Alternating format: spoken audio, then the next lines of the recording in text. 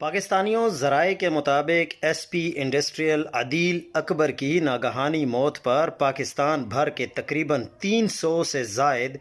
P S P افسران، جن میں اے ایس پیز اور ایس ایس پیز شامل ہیں، نے حکومت پاکستان سے یہ مطالبہ کیا ہے کہ سابق آئی جی بلوچستان عبدالخالق شیخ اور ڈی آئی جی بلوچستان معروف صفدر واہلہ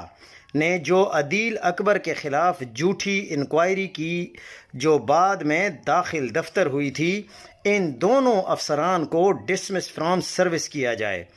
عدیل اکبر کی بیوہ اور بیٹی کو اس ظلم کے ازالے کے طور پر مکمل شہداء کا پیکیج دیا جائے، اور اگر